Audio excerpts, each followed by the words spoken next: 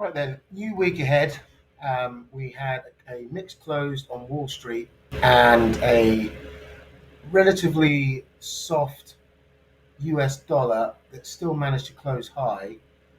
But this is the DXY index that reflects the dollar versus a basket of currencies, predominantly euro. But nonetheless, it gives us a picture of how the dollar's getting on, and we can anchor ourselves uh, to this chart in relation to the cross rates, um, indirect and direct quotes against the US dollar itself. So, um, with a mixed close on Wall Street, um, fairly soft US dollar into the close, um,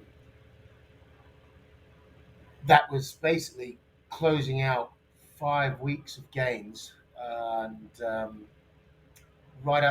right up into this sort of potential resistance area. So we'll see how we open up over the next couple of days in the US dollar. We've got the Monday opening range that we're heading into today in Asia when it opens up in the next few hours. The 10-year yield there, which was, I'm just going to clean up these charts entirely, which was struggling to continue with its march higher. Again, up into a potential resistance area. And the 2-year there also showing signs of exhaustion after a number of weeks running high in this long arm of that harmonic looking pattern on the weekly chart here.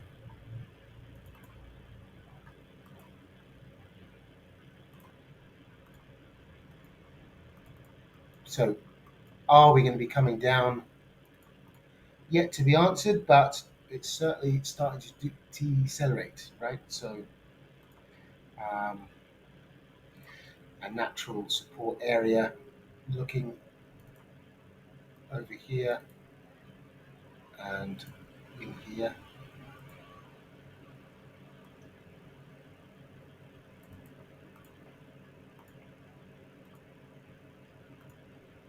Into the 38, 50, 61.8. If we were to continue lower, 4% downside target, psychological round number on the 2-year there, on the 10-year, pulling a fibber just on the 5-week rally, 38 tallying up with the highs back in July. All right, so seems as though this wants to correct. Not saying that it has to, but it certainly looks like it wants to. Again, this harmonic looking pattern on the chart.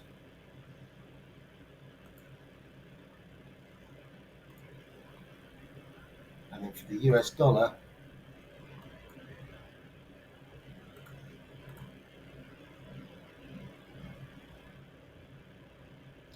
pretty steep, taking out that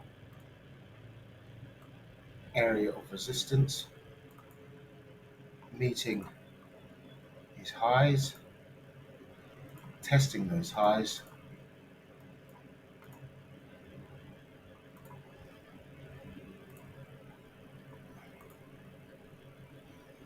$102.10 or thereabouts to come back into line with over here.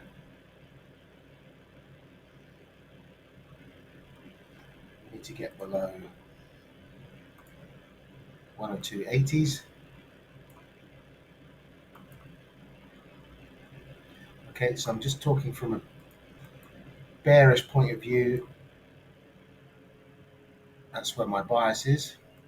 And when I talk about bias, I'm talking about near term. Fundamentally, there are probably more underlying um, cases for a stronger dollar. The higher for longer theme working its way back in, uh, firm data out of the US, China um, weighing on risk appetite. We've got the People's Bank of China deciding on their interest rates um, today, Sunday, in the open, having cut last week.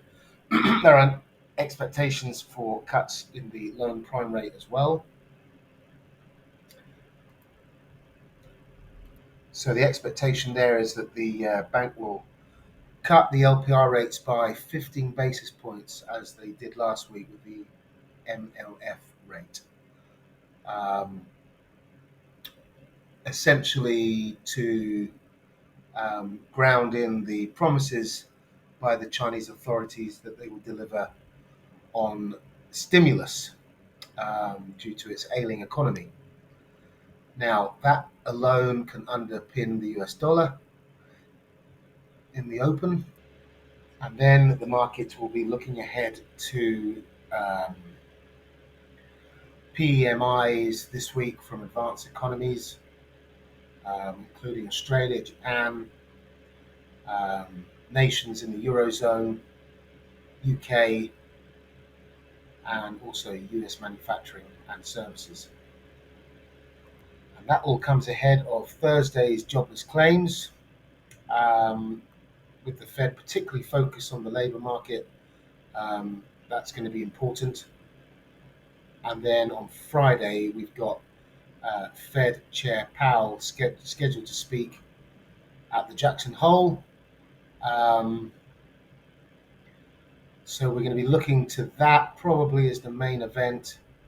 Um, but whether Powell's going to deviate from recent comments, um, he's likely to reaffirm once again that data is key and they're keeping their options on the table. Um,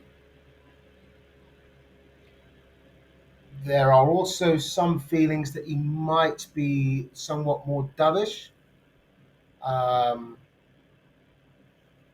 but we'll have to see. We've got a number of articles out talking about um, the stock market and yields, um, and how Powell might want to be um, stoking both with dovish commentary. But I don't really buy into that. But that's something that's floating around. Um, he's been trying for many months to prop up yields and see lower equity prices. So, I mean, we're starting to see that. So I don't know why he'd go all in now, but we're actually starting to see prospects of softness there.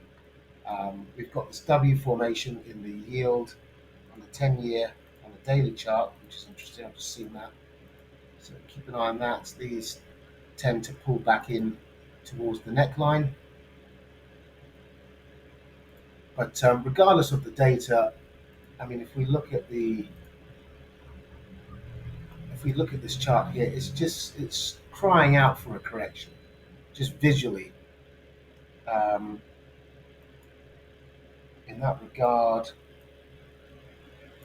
we have that support line.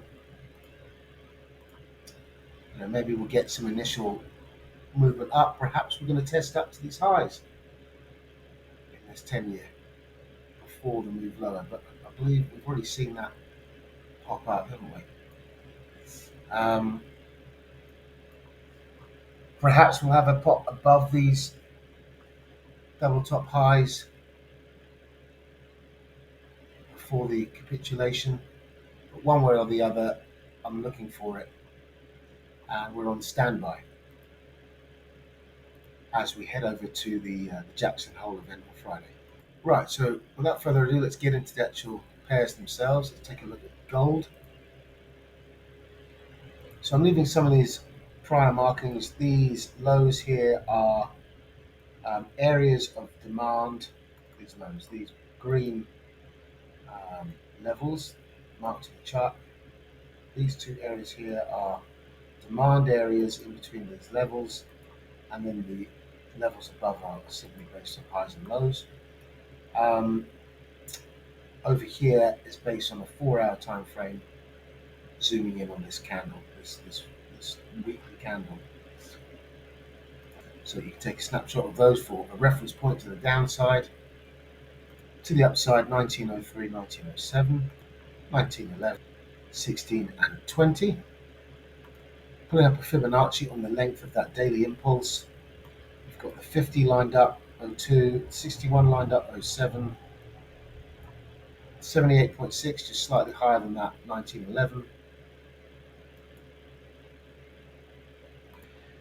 Now pulling up the day count and well the three day cycle template, which is given to you guys on my YouTube channel. It runs through the indicators and my process for analyzing the week and the day that we're on, the sessions that we've traded and about to trade in. It's all there within that YouTube channel, and it's um,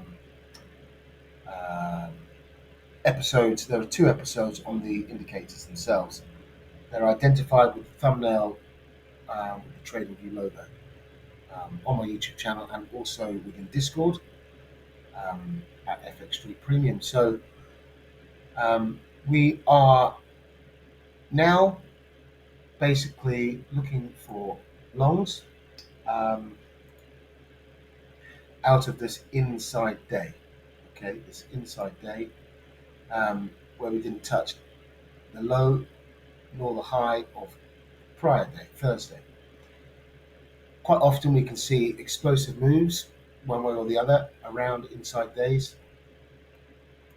The bias is to the upside given that we closed higher after a series of down days indicated by these red arrows. This was Friday's close, Thursday's close, that red line, as you can see, we just touched to close above there, which leaves the bias to the upside. But keeping in mind that we're on the front side of the bearish trend, so it may be hard work getting up out of this trend, but it seems like the bulls are starting to commit to such an objective, and in that respect, this might be the low that we've seen for the next couple of days or so, if we are indeed going to have a crack moving higher. So if you have a crack at moving higher, we've got to break out of the inside day's highs over here. So I'll mark that up. And ideally, we want to stay above, or certainly not close below, on a daily basis, this low here I've just drawn, 1886.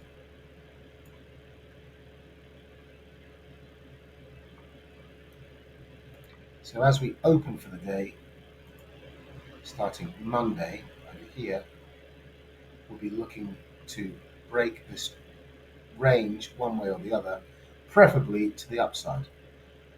And in doing so, that will enable us to look for high probability setups within the US session for the next day or so ahead, with our initial targets being the prior highs of previous days, and presumably where stops are likely to be above those highs as traders move, with the trailing stop trying to squeeze out as much as they can before the market, and the majority of those stocks are likely to be above Friday's and Thursday's highs. That takes us into the 50% mean reversion or thereabouts, and then above there the 61.8 or thereabouts. And indeed we've got last week's lows, that orange dotted line, and stops above there, above the 78.6. So key areas on the chart for sure. These Fibonacci's are lining up with prior day's highs for us to enable us to form our thesis on the upside. Now, with all that being said, that is not to say that we cannot see a continuation to the downside. While we're on the front side of this trend line, then that's the immediate bias with regards to the trend. But we are starting to, maybe it's a premature sign, but there's something in this. So, um, well, on the flip side, if we were to continue, then we've already got our levels of interest marked out. And in fact, the type of scenario that we could see, there's a possibility. um, a walk-through example might be, say, opening up low in Asia, maybe a gap, maybe just a trickle down, however it might be, potentially testing these lows, only to move away from those lows, back inside the inside days range, somehow or another, um, maybe moving into consolidation, coming up into London, creating a high for the entire trading day, and topping out, maybe back down into the low of the day, and then peak formation for a move up in the um, New York session. So obviously I've spread that right across the entire day, but bring all this in.